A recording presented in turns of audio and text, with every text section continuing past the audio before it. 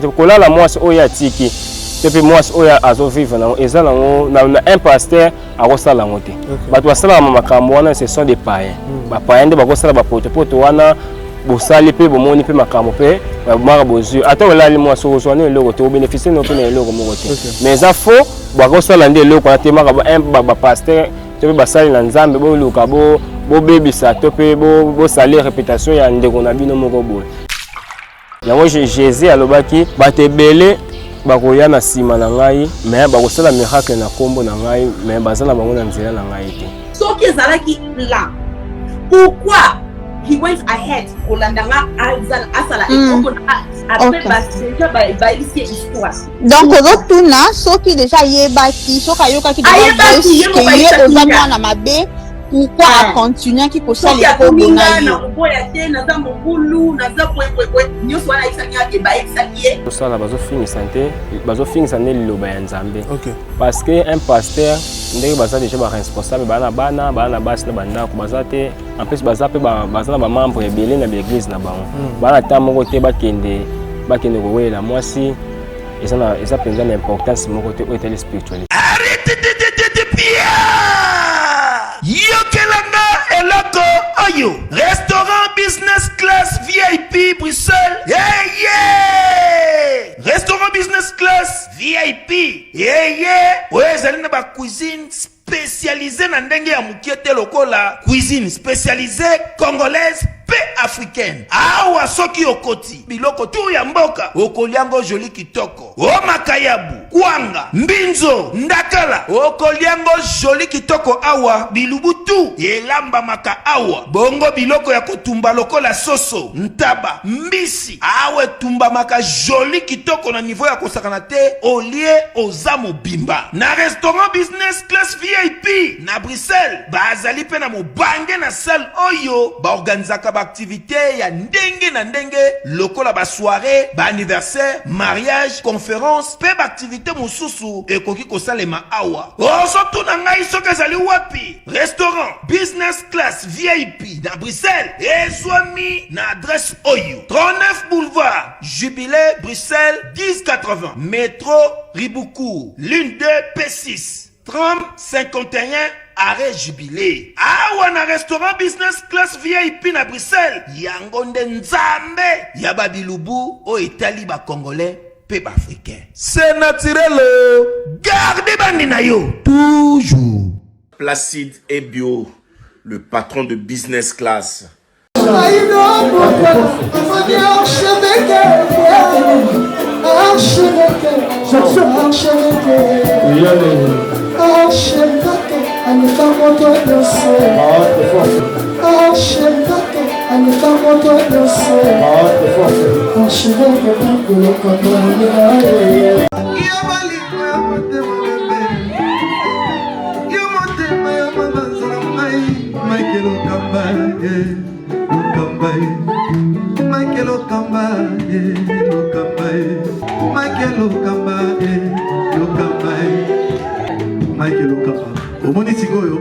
L'artiste, c'est l'improvisation. Na honoré dans l'émission. Africa Elengi TV, votre chaîne, l'incontournable, la star des chaînes.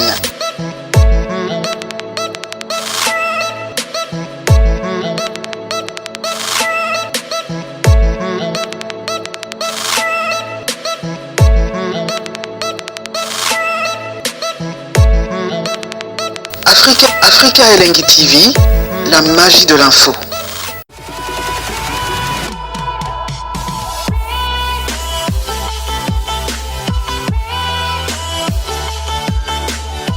Voilà, chers amis internautes, bonjour et bonsoir, bienvenue sur Africa Elengi Télévision, votre chaîne d'actualité, votre chaîne à laquelle vous recevez toutes les informations en temps réel. Encore une fois de plus, je vous dis bonjour et bonsoir, tout dépendra, n'est-ce pas, de l'heure à laquelle vous allez capter cette émission, des parties où vous êtes. Je dis un grand merci à toutes ces personnes branchées, connectées, scotchant sur notre moment, également à tous nos abonnés qui ne cessent de nous soutenir un peu partout dans le monde. Je suis très reconnaissant infiniment ensemble avec l'équipe technique, également avec tous les journalistes de Africa Elengi Télévision. Nous vous disons merci. Aujourd'hui, dans le cadre de vous servir, nous avons choisi, nous avons jugé bon, n'est-ce pas, de et trouver un maître spirituel pour parler de l'actualité. Nous savons que le pasteur Mike Kalambay et le pasteur Moïse Mi à la toile, bakowe la nini, toki ba koto bato bakan o balobi, toki koto batakan o balobi, toki pe prophète Denis les siye pa yé na ba vection na yé explication. Le quoi to yamba qui basa na nzambe to yepe to yamba ba maître ou ba maître spirituel en autre ou ba dali ba pouvoir ancestral ya bokoko to mekape ko découvrir to solanaye par rapport ya mambo to koyoka sur les réseaux sociaux ensemble to découvrir nani na yambi lelo. Je crois que ça sera pour une première pour lui de passer dans cette émission également sur Afrique Elengi Télévision to mekako découvrir ensemble comme ça il va se présenter, il va nous dire qui il est, d'où il vient et puis pourquoi il veut seulement passer dans cette émission. C'est vrai que nous l'avons choisi quand il nous a appelé de préférer to yambaye to mekampe ko solanaye par rapport à l'actualité on to yeba réellement o ezoleka na monde ya basana nzambe to ebite zanini parce que bango baloba rappé basana nzambe bambuya biso basana nzambe babata lokuta alors que la Bible nous dit faut comprendre il faut toujours protéger la brebis na biso parce que moi je suis chrétien, je suis croyant de la Bible mais to mekampe ko solanaye to yoka o nini loba par rapport à maman nous surtout maître Richard sa fongola biso to ya m'inviter na biso déjà. Maître, bonjour. Oui, bonjour. Papa. Bonne santé. Santé vraiment qui m'a ngolo nzambe. Voilà, déjà l'Afrique elengi batuba CPLI bandona biso bazio présentateur Rolanda yo, un mot gentil na bango et puis ma présentation ba réellement qui tu es na chaîne au bango batala arming. Oui, batnya surtout bazolanda na pesi bino na mbote na kombo ya nzambe o asali mabele na likolo. Kasi nya surtout bazolanda na mbote na fandi na ba Congo na minute o naza na village o wabengi village au nazana kinzamvo te nazali chef coutumier nazali coutumier yango ne yako pesa kaya un fils qu'un petit message au etali makambo etali spiritualité pe coutume nyonso na ko pesa on a l'accès te pe grandeur on nazali. OK. Voilà, présentation sur les bases ya Kombo ba nani ozali parce que ngana évidemment déjà mais ba découvrir yo pe on naza. Na minute o Kombo nanga ezali Fumu Kabula Kasei nde Kombo nanga. Mais avant comme chef coutumier, avant d'avoir pouvoir ancestral, na tana zalaki na monde ba astral te pe monde o ba bengi diabolique, ba benga na kombo ya Maître Ousmane Fatak. Maître Ousmane Fatak. Oui. Au bien le monde astral, monde ba benga monde diabolique, avocat code chef coutumier. Expliquez biso moi décadence ou en attendant on a tout comprendre. Na kati ya monde invisibilité, te pe monde des ténèbres, monde des esprits. Na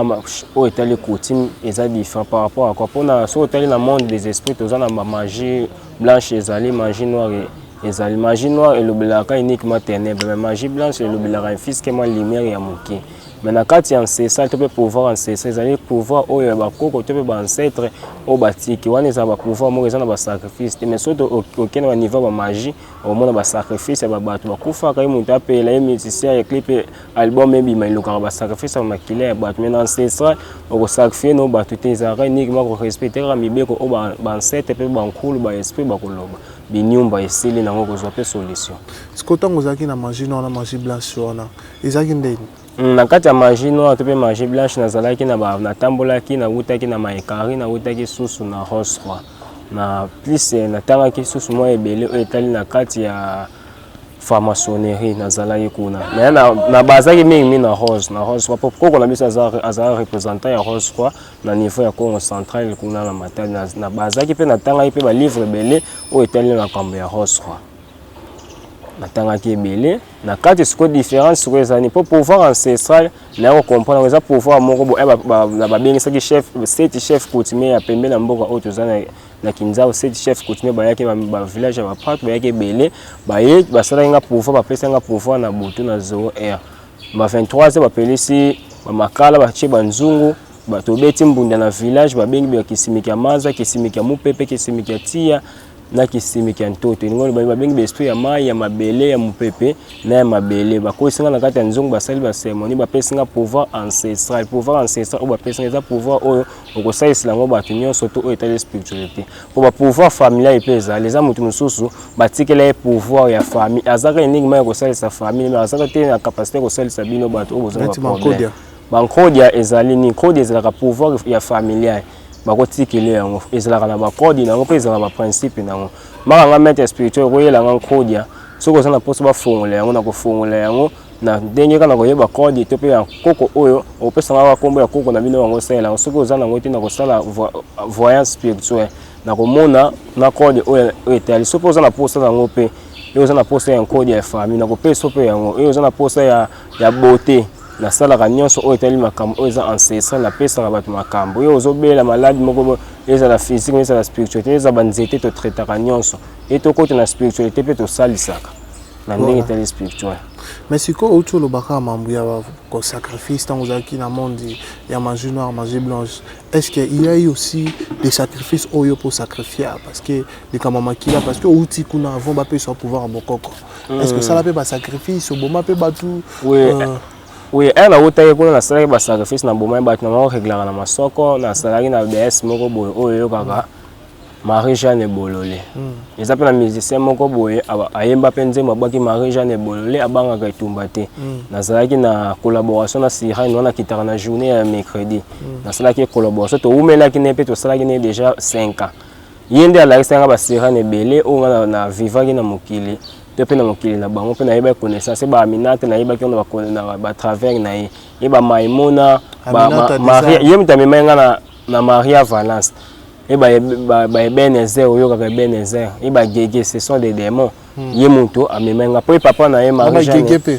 oui ba Gege tnya so tourner les esprit parce que ye azala même collaboration na papa na ye Koro d'Anchine azala ki esprit oyo aza ministre l'enfer na 5e porte na degré ya Lucifer azala na niveau ya 5e porte azala ki kokonza ba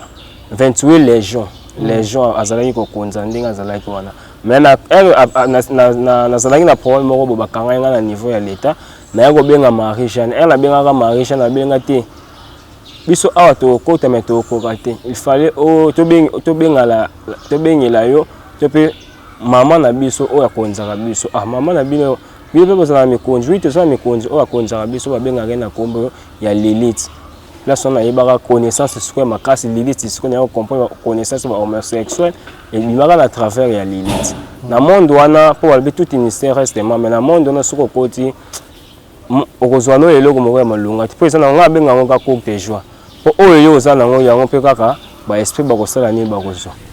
Pour bah on va faire ça, le monde va faire ça là bah on les logos, va faire ça les logos té. Oh yo ok c'est là bah on va les on va zonga c'est là. So ok c'est pas là bah on est invité c'est que aux étoiles on a té. Et ça ndé mona ka ba compliqué o kaka makambo simbi to pe ko simba pe to ko bela pe liboma na monde wana ba dema mais na kati ya coutume ozala na makambo nyonso ko sala pe zana on pe na ba retour moko te non o sala pe ba sacrifice o ba non régler na ba fesse na régler na masoko pendant combien de temps ba non régler na ba fesse na régler pendant 5 ans 5 ans régler na sima chaque mois na mois la régler na régler ka deux fois si rana pe bango ya ka pe to ye pe to kushine pe rapport to bango bimaka na ye pe to kene pe ba ambiance par rapport à grande pour bien monde wana ils ont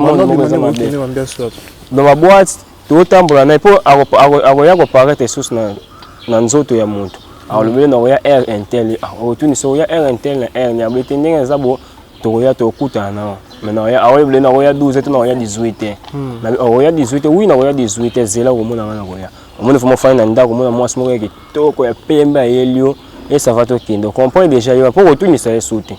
Peut-être que vous avez jamais mis sur fond, mais déjà t'es sira na ngoye. À part il y a la tatouage ou il y a tambola na ngo. Il y a mon abaté belé parce que ça va tatouage, il y a signification na ngote. OK. Il belé pour mon belé tatouage, il y a signification na ngote comme moi open angela mo le bon pour que ne peut le faire ya pamba. Il y a ngo loko so ngo sala ngo fo oyeba. Il y a ngo Jésus alobaki baté belé bakoya na sima na ngai. Mais ba ko sala miracle na kombo na ngai mais bazana bango na nzela na ngai te par rapport à quoi pour sauter la plupart ba pasteur ndenge bazana nga ndenge na zabu afana koma coutume te pe na yako koma coutume za ba pasteur belé na ba limité na nduka ba délivrance na zala makama ba sirani na yako tela biso na bango to saka lembo moko comment c'est possible ngo luka ba délivrer na luka ba délivrer afana sur pouvoir ancestral par rapport à pour na mona na comment régler na comment na ba problème na ba démon chaque jour ba démon ba vie na ngo bebaki chaque jour bademo bayaka nazala suma la l'aise na yako bayako ba sirane wana to yako kabwana bango yako pesa nga collaboration na Maria Valence o babengi na kombo ya Lilith yango moni pe musicien moko azopela makasi to pe akopelaka kaka baza mibale na ministre na Congo na ministre totanga Fally na Héritier Fally aza likolo Héritier na se par rapport à Fally ayebangi nzoto nanga eza epa na yo molimo nanga na pesa epa na yo a expliquer nini a expliquer que nzoto na eza epa Lilith azali prince ya bademo o abengi Ubi Subian Maria Valence aza prince aza ya bademo aza sirène moko ya makasi ya bademo po Bezebuti yenda aza prince ya bademo Satan abengaki empereur na kati ya lingomba abengaki empereur po eza pe na basine pe na relaxa bine basine ya christianisme ezali batoile ya David basine Samael ezali et basine o bachaka na ba Mercedes je crois un Christ renversé ezali basine cavalier o bachaka na hôpital ezali ya mo mutu azobela na hôpital ezala entre la vie et la mort po sine ezalaka eza sine moko ya makila nyoka bachaka na yina melaka makila ya bato soko obiki ezande nzambe ndalingi soko biki te omona kaka ke nyoka na yinda omela makila na yo na kati ya spiritualité. Voilà, expliquez biso vraiment à la base. Si quand on a qui dans monde il y a magie noire na magie blanche. Est-ce qu'il s'est fait que au kutana ba sanlanza mémoire bona ba mona bino kuna oh tu te dis oyo na yebi na mokili ya ba vivant. Oyo na yebi na mokili ya c'est en fait na terre, na planète terre. Est-ce qu'il s'est fait que kutana pe na ba sanlanza mais parce que aujourd'hui dans ce monde ba sanlanza me belé Toroyoka bakoti ba monde spirituel bakoti bondoki bakoti kisi bakosala ba magie noire ba magie blanche ngo oyo lobi est-ce que tant ozaki kuna okutana pe na basana nzambe oui ba masala musu ya nzambe bazana ba rose basala musu baza ba formation oyo yebi pe on ngana yebi te pe belé pe église belé ba limité ana ligari na sala délivrance ezali déjà ba biloko bakunda bana bébé na église pour na nini succès église et la té par rapport moi na bébé beaucoup ndi muntu na porte église mutu azopola banzinji o bakolanda isa nombre ya peuple ya bato bakoya ya moni ata bo église ndenge ni mo succès aussi la té mais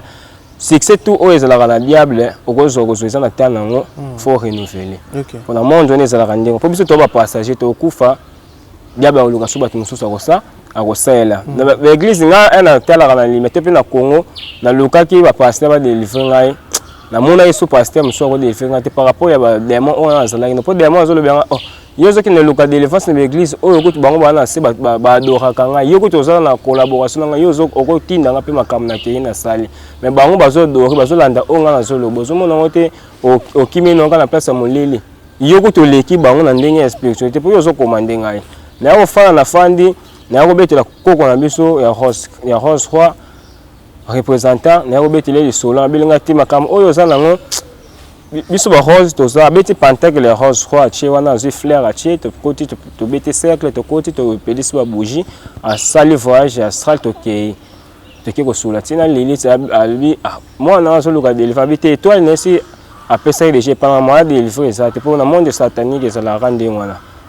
na teki to sinaki pa to menaki ba makila to regela masoko ezalaki penza bien te na yako zongo na ko betela chef coutumier du solo albenga kokata ba lien to pona l'esprit wana ezana ngo simple ezana ngo pe facile par rapport à quoi abi bango bazo sela lobi bango basimba na christianisme parce bango basimba ni ezele loko moko kokata ngo facile na bi otokata ngo facile na ndenge na bi banani basimba na christianisme kasi ba pasteur tout ba science tout au monde ici même le christianisme par rapport à nous catholique pour le christianisme l'église au ndé bébé si ba science ba rose roi ba maikari ba rose roi ba nkaka ba maikari bimi na nzela catholique élimination et des forces spirituelles ou ils ont commandé monde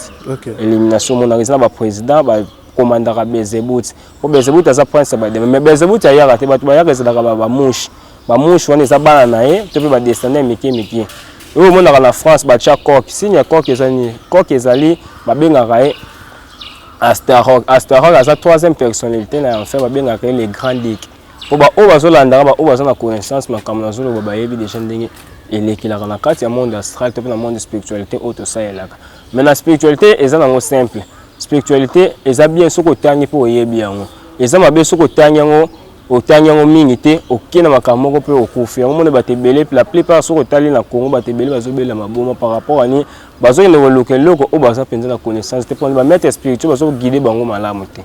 poza maître spirituel mosusu ayebi neka pratique ya 2 ou 3 schéma ya badémon siko ye ozoluka osala spiritualité fo osala nini fo ozala na badémon oyo likolo ocontrôle nzoto ya moto mpo moto akocontacte alo maître nga na problème moko ezodérange nga ya spiritualité maka binga nasekisanga bato balukaka yeba yekisi ya mbongo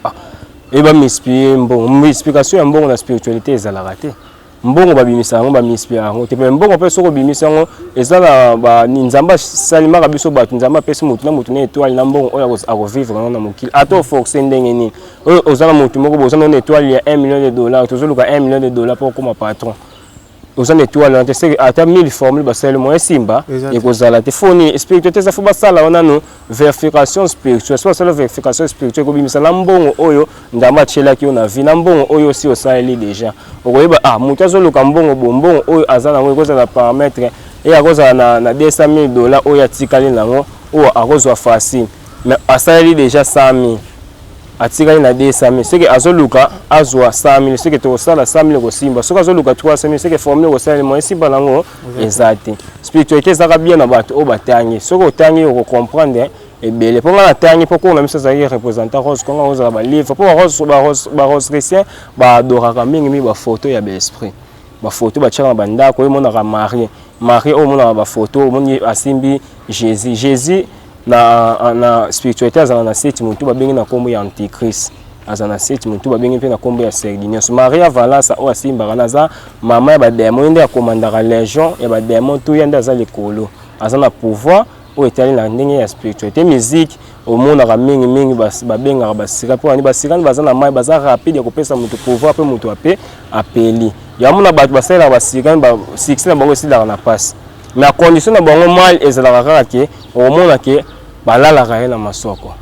eza basuccès moko boye ya Lilith nde etambolaka ndenge wana oyo omoni motu akei azoluka succès akundami pendant 3 jours na cercle alamu wana azosalela succès oyokaka babezebu to mpe baastorok azosalela succès to mpe bavampire oyo badémon bango nde baza na succès wana fo bakunda yo eza vraiment ndenge wana neti bamusicien oyo oyebi basalaka ya Lilith na ya Benzebul so Benzebul. Oui, presque Lilith n'a expliqué bien déjà au babenga déjà comment basira so moni bazobenga la reine Kajaka la reine Aminate Maria Vala c'est bato basobela ba gege ozomona déjà wana baza basira net il fallait cela na on le bien khas les maisons ara benga khas les maisons na kati ya maison khas les la démon a représenter khas les Lilith ya za mama ya ba jinn te pe mama ya ba démon aza ya mwasi Lilith wana au Satan a la sexe, Satan peut battre le Satan salami ange de la lumière. Satan a ange de la lumière. Satan a salami na monte. Ce que monte on zamba salé qui ils ont ce que moni monte pelé ma casse. Ce que va faire on est tika la rana ko monte ils ont monte wana. Place ne Satan a salami na kina moi muni wana kama moi monte on dit zamba salé Satan. Moi Satan paraît na couleur ya mwendo. OK. Batebelende bayeba to bien ange de la lumière ange de la lumière so ke na ba catholique mo ba sala ba prière ba sainte rita et ba vierge marie ba sala ba prière ba tridome so tali ba tridome ba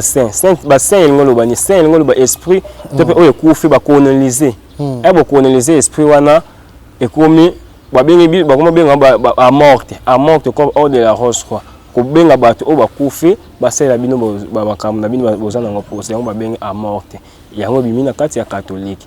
mais eloko comme ça ngane ba pasteur ebele so tel na limité la plupart des églises ebele limité ça ya kobeba so total ba mais la plupart des églises oya munene estondi na mukimulili na spiritualité un pasteur akosenga te dimba senga te na prix olobela moto te ndenge za bo prix oyo il faut pesa 12,000 et so pesa 12,000 okozwa bénédicteur 12,000 te muta pesa bénédiction za nzambe muta pasteur pesa mutu bénédiction te nzambe nda pesa mutu bénédiction nzambe alobi pesa nini oyo mabonza na ndenge ya kozuya na yo bakatela mutu mabonza te mais c'est la kana normal boko sala koja so bongo tongisa église et bakatela bino ba membre bakatela bino pesa mbongo boye poto tonga église on ezala normal oko pesa no mais mabonza bakatela ngo mutu kwete mais siko soki tolingi to lo banet do bani limité ona toko bana na 40e mairie tina kantière mairie poto mekako yeba basala nzambe ni baza mabe. So ba na limité na première rue ba nous kende ti ba la première rue toza na église ya pasteur Moïse Mbiye. Toza na ya on expliquer so to ba ni na première rue ti na ba to suka na ba 10 ou ba 11e rue wana. Au monde qui l'église on a pourquoi on a que nous de délivrance mais ba demo baso lo bilanga au place ozo kende wana kasi biso za la babi au place ozo kende kasi kuna nde makamba mabe etonde na tu na nde makamba mabe etonde bi zelo au monde apparition na ngai oya na mona apparition l'élite na l'église ebele. OK na yako comprendre que ba pasteur tout wana ba ya niveau na ngai te nga na likolo na bango ba na se po bango bazo singa pas l'élite c'est pas nani na ngai luka délivrance na pasteur nyo surtout azo sala na kibosolo na pouvoir nini na pouvoir ya kibonzambe pour la carte ya christianisme Jésus akaboli defo Jésus ya malamu azali Jésus pe mabe azali Jésus mabe to bengi na antichrist Jésus malamu o alobi ba oyo ba ye pa na ngai ba te ba bosala miracle na komo na ngaso bolobi na komo ya Jésus Christ de Nazareth mais so ta église mususu ba shabalasha komo Jésus bunga o Jésus so lobi ka Jésus Christ o benga ba Jésus Christ ba zebele na spiritualité ba démon pour Jésus Christ aza antique aza chef ba démon ebele akonjaka na légion on na mutu mususu passer le nom de Jésus ça le nom de Jésus on dit démon ça na nzoto mutu abimi tu ba zo loba alors ça lasko o peut-être pentacle ya christianisme pentacle christianisme azo ça aza la pouvoir ya christianisme ba démon bazo bimisa démon ya muke pour Jésus ko combattre démon ne ko kinde mais ça mutu le Jésus Christ c'est que il n'est pas passer solo so au nom de Jésus-Christ de Nazareth, au monde qui est la pouvoir mususu ya bukibosolo. Ça veut dire au nom de Jésus-Christ a pas embassé que azani ya kobunga. Très bien. Azani na initié. OK. Mais ce qu'on doit lobby wana, est-ce que na 18e ripe et monette pas maman langi. Kuna pe bazana ba là ce que était na utaki village na tanga na contacter ba première ba deuxième troisième bien nga bané na première ti ba na ko kindi ba zo la sanga na église na ko to bilinga te pas Moïse Mbiya. Nga zolo baka première église na ngala kote ba la singeze munene ba benga te église o ko kende te po yo za likolo bango bazana pouvoir moko ya muke pouvoir ani na be oh babi e zolo be ba gege sa ba demo muke tanga luki de délivrance na yeko luka délivrance na king pokini awa ba pasteur makasi baza mais yeko comme ça na yeko mona biso ba pasteur to za elembo moko na ngala leki bango poko na so commander Lilith bango bazo adorer Lilith pour ça la bango na yeko mona kaka ki c'est que fona luka makambo mususu aye na kenda kene na zamba pona kino sala délivrance spirituelle na kene na benga ba démon na so la sona bango eloko eluki ela bengi na yoko kutana na démon o wa benga ka chantant maigon na bengi chantal aye apparaître aye pour aye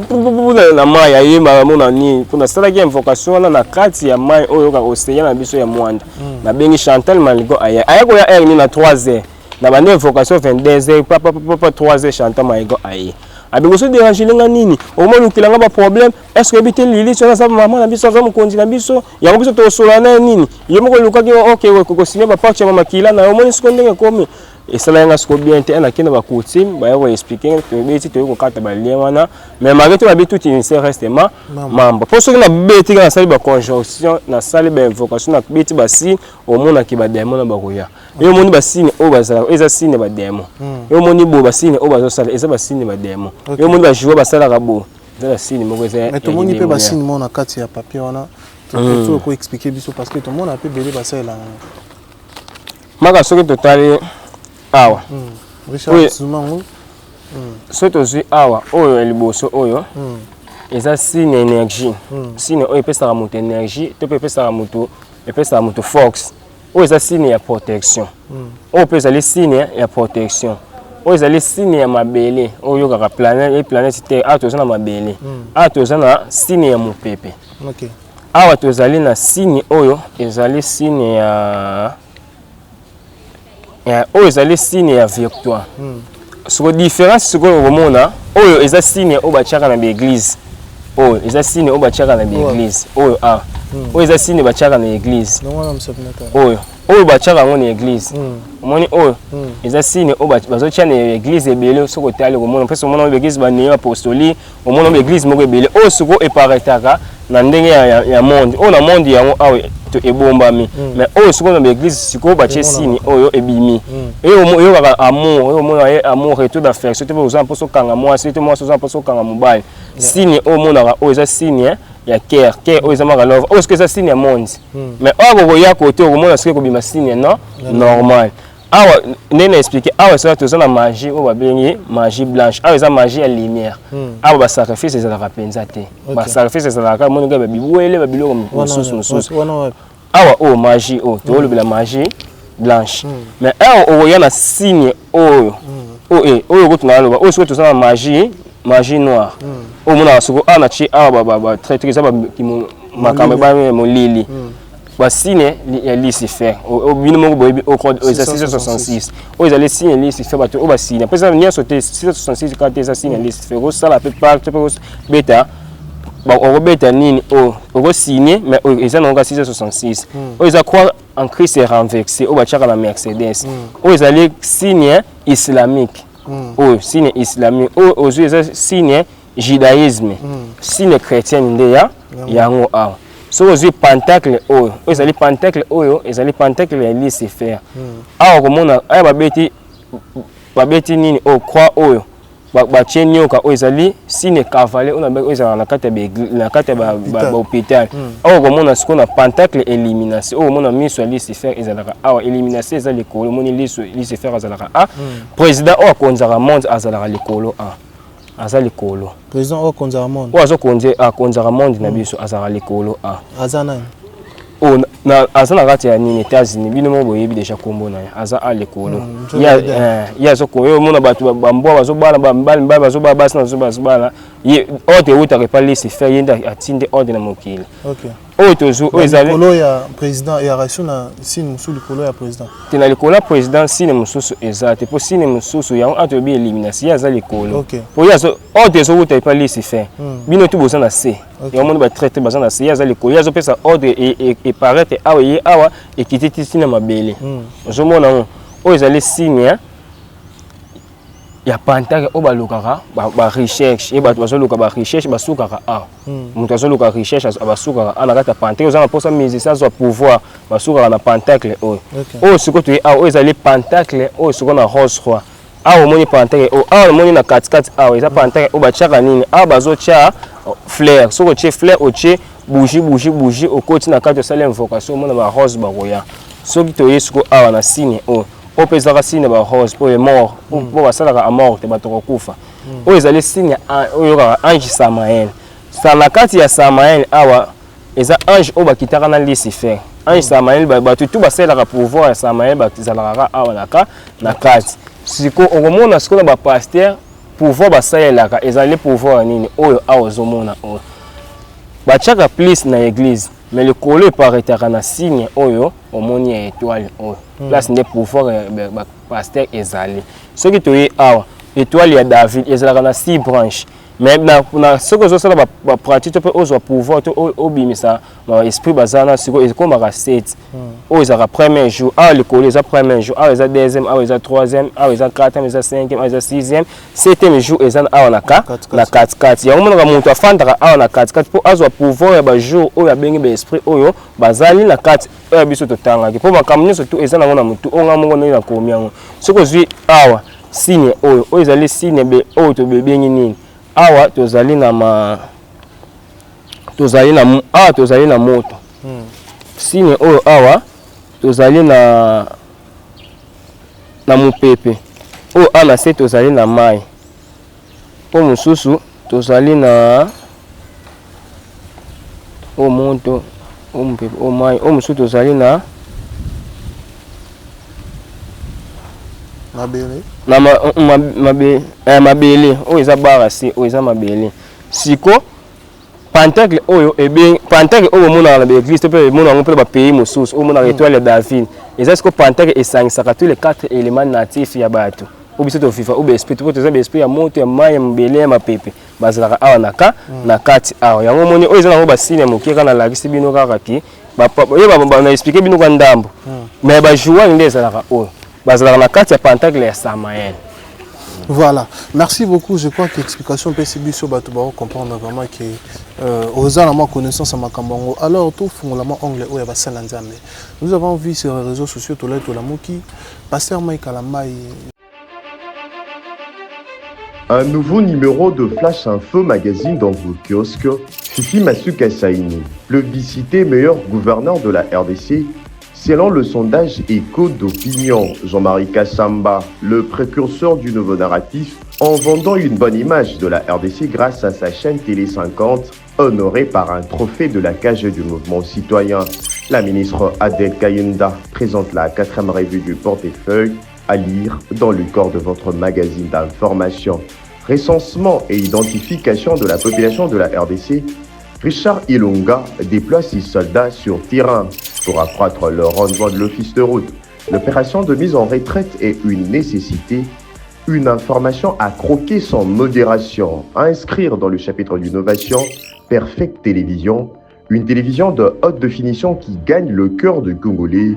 À lire également dans le corps de votre magazine, édito de Jean-Marie Bassa, ses chouchous de la presse congolaise, parle de la désinformation comme un danger pour la nation. Dans le corps, l'éditeur principal écrit « Ceux qui fabriquent dans l'ombre de fausses informations visent à faire dérailler le processus démocratique qui pourtant évolue sans heurte dans un pays dont l'histoire est marquée par de soubresauts politiques aux conséquences que l'on connaît parfaitement. » Le commandant Michel Ochoudi, injustement vilipendé, le chaise du salon d'honneur en voie d'être rénové totalement à l'aéroport international d'Ondjili. Tous derrière nos FRDC. La campagne Bendele Koyate, lancée par le ministre de la Communication et Médias, porte-parole du gouvernement Patrick Mouyaya Katembwe, apporte ses fruits. Le nouveau directeur provincial intérimaire à la direction générale des douanes et assises des GDA de la province du Haut-Katanga s'imprègne de la situation générale. 24 pages d'informations générales, 24 pages de connaissances et promotions, 24 pages qui fait de vous roi d'infos pour ne rien rater de l'actualité en temps réel. Restez connectés sur le www.flashinfo.com. Et s'enflammer. De l'autre côté, Tomoni, Pasteur Mike, Pasteur Moïse Atei, l'église naïe, Matéane et Biminet Mboakela. Automoni, prophète Denis Lesmem a confirmé que le pasteur Moïse parlait à Pasteur Mike. Du fait que balinga kiso basala ba marambo nyonso toyoki wana par rapport ba compétition madia butala ba lukaka ye ya boya na ye Mike Kinda azo batuto bazaka na pas pasteur Moïse Mbi akenda na bango du coup ba comme luka ba chantage voire même pasteur moko apembe azana église na limité na deuxième rue alinga bimana mwana ya mwana mwasi o abota na pasteur Moïse Mbi. Je ne sais pas pourquoi balingi basilisa ye babilo kana nyo surtout na misu ya ba spiritualité ko lobani. Oui, na ndenge ya spiritualité makamne surtout bazo sala bazo fingisante liloba ya Nzambe. OK. Parce que un pasteur ndenge baza déjà ba responsable bana basi na bandako bazate en plus bazape bazana ba membre ebele na l'église na bango. Bana tamoko te bakende kowela mwasi eza penza na importance moko te o etali spiritualité pour Nzambe Jésus lobaki ba vrai prophète baroya ba faux prophète pe baroya ezande ba vrai pasteur baroya ba faux prophète pe ba pasteur pe baroya pour ba pasteur mususu côté ya côté pe ko simba bible côté liloba na Nzambe et lobite ke mara oza vraiment ke oza saint ezake il faut ko saela yango ko batu bazo exemple pe ba changer on ne se tourna bazo sala nga ko benga eza buzoba il faut ba loka ba mema makamu na ndenge mo ya kimia boko wela nanu mo cité ndé boza ba responsable boko wela mo cité mutu soko moni asali to pe epeseli eza chance na etika ya kene liboso ko kipe ete ko répondre epete ezala vraiment ndenge wana mais bango ba komi ki ate to landela bozo landela na bozo sala nde buzoba etaki pe ba mundimi pe belé ngai kama sanga mundima ete pasteur sambelela ngai nazwa libala et pasteur sambelela ngai to mona pe belé ba pasteur msuna to landa abengi na téléphone so benga frère et un frère oza na hôtel tout le monde a une image mais c'est que na carte spiritualité un pasteur spirituel a recevoir là le problème spirituel voici na robenga tant madame na sur les abo tu peux ba révéler nga pas milimo tu peux pas na Saint Esprit na expliquer mais na robenga te bon ko benga na e comme na ba mensonge ye obengi bo po mutu akondimela o mwazala azati mais soko fandisi mutu conscience na ye nde koyebaki on a sali ki eza mabe pasteur makambo alobelinga eza solo. Voilà, je crois que tu vas comprendre le lobby, mais c'est sur le fait que comme on a basé en Nzambe au boté à l'Oba Nzambe, kokota na poto genre net ya roueli la moi si ça revient à dire quoi ba basé en Nzambe le kuta to ba basé en Nzambe solo to ezaki mutu bakoyika na ekobo te bango siko eza esprit on a robenga ni esprit ouais atambola na batu mingi na zongo na légion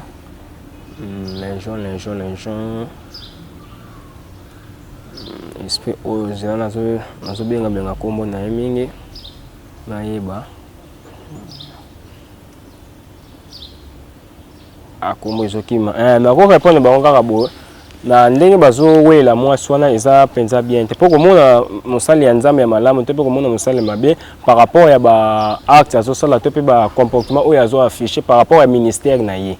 ezalaka ndingo na place koyeba ke oyo aza vraiment nzambe abengisi oyo vraiment nzambe abengisi te eza mutu musu nzambe akobengisa yo obandi na ministère bien na katikati osuki okoti makambo so pe ministère bandi kobeba mais teke bato bakoyaka o déjà ke ozalaka pe osalaka déjà miracle bamozomona te eza na miracle azosala te eza biloko mosusu bakoti na kimolili na kibobata eza yozomonaka mwasi bazowela ye kaka na spirituel na physique mabo bongo soki bazowela na ndenge ya spirituel mabo etape mwasi wana azalaki na avantage moko boye na ndenge ya spirituel te bapesaka bango énergie moko boye po basi nde bapesaka biso baénergie na ndenge ya spirituel okokanga na mwasi moko boye aza na étoile ya bien makambo oyo ozosala effet ya kofandaka na ye kokushaka na ye ezomatisa oso spiritualité makambo ozosala mpe ezofongola o baporte eza na basi mosusu mpo kolala mpe bomoni mpe makambo na ya spiritualité elali. Mais c'est quoi par rapport à des qui profanent des nés à l'oubli qui basi presque des cas dossier Eliane qui sous que maman moi na ya pasteur Moïse Mbiye batu bakomo luka babsa na nzambe belé bakomo luka babimana est financé par des konabiso organiser qui compétition ya majabu talent donc c'est à dire que bazo tinda bansal na nzambe msusu ba luka babimana ba relation au Moïse Mbiye au azam mosala nzamba tika juste pour nous tout occupé sous baluka même ba assassiné ils m'ont passé Moïse Mbiye à lobby baluka batinda pe bato ba assassiné pour preuve bazo corrompre même bato baza na kati église na ye po bakoma na ka ya bango kuna juste pour nous connuire na espère nous ko lobani place wana na kopesa Moïse Mbiye bambote belé place azali pour par rapport ya connaissance oya za nango na pasteur bazo combattre baza na niveau ya moké la spiritualité ya leki bango. Et ça, l'équipe a spiritualité. Il y a l'équipe par rapport à quoi pour bien bozo métier physique mabo bozo coca pété bon métier na spiritualité peut bozo coca été bon créer bon message et ça on peut bozo bon message bozo avancer ko la moi oya tiki depuis moi oya azo vivre na et ça na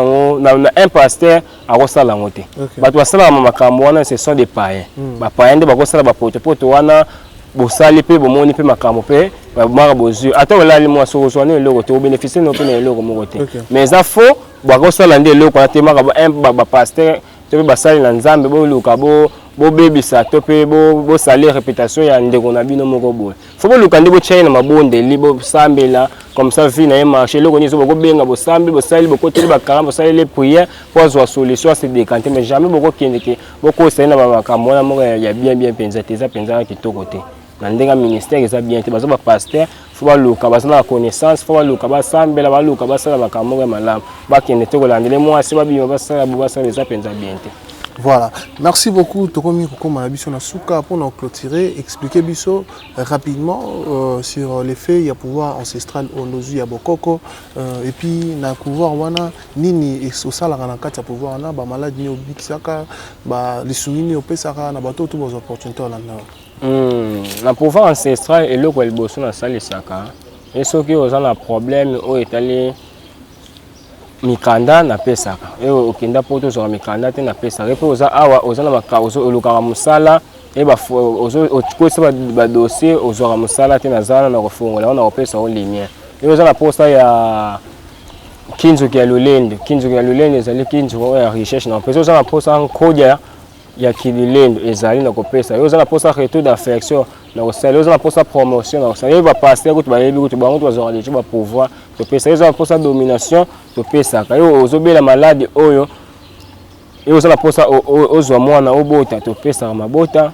biso o makambo presque ebele o eza spiritualité on a sala o eza na kiboko pour na sala ba nzete na sala pe bankulu so na bengi bankulu elinga consultation et pas na ngai so tindi no poste no point na sala na consultation au filo to pesa na ngo gratuit wana eza na ngo gratuit pa na biso na kiboko mais loko nde avant de to banda musala wana nde lokaka fo ko sumba ba tsamba ba makasi ba bitabe ba bilo mekemi ke to sumba to beti mbunda to bengi ba ancêtre ba ye ba répondre na ka oyo ko zala ngo po ba ancêtre ba kendaka partout dans le monde partout bakindaka basala bapesaka bato solution oyo etali spiritualité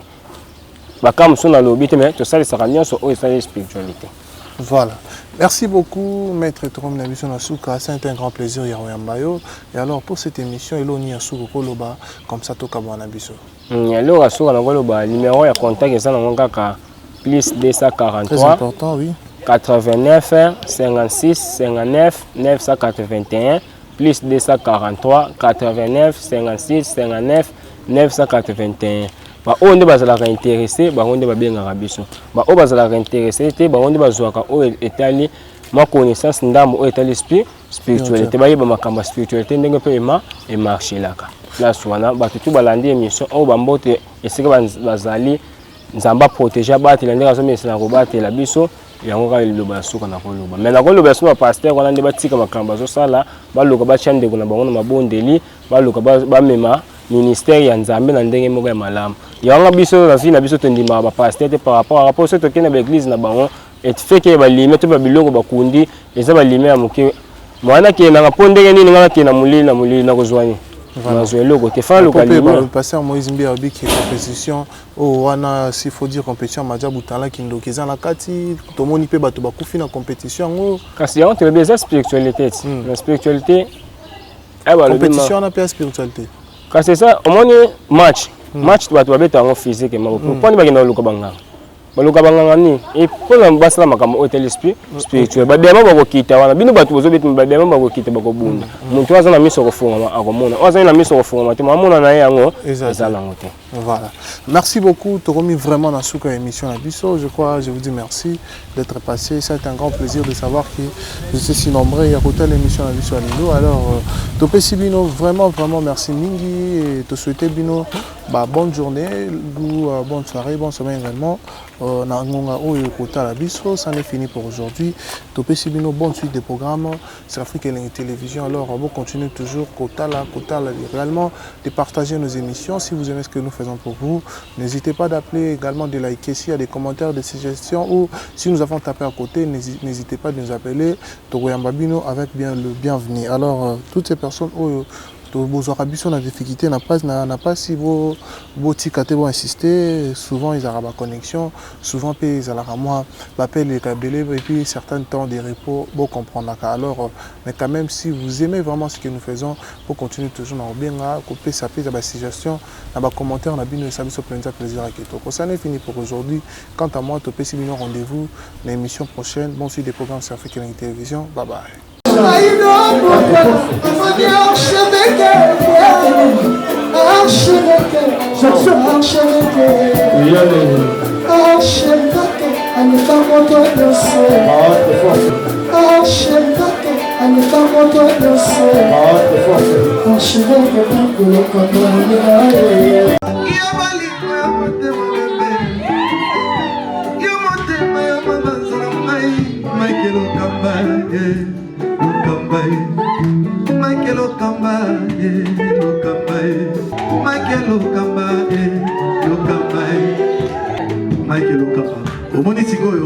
L'artiste, c'est l'improvisation. La honoré dans l'émission. Africa Elengi TV, votre chaîne, l'incontournable, la star des chaînes.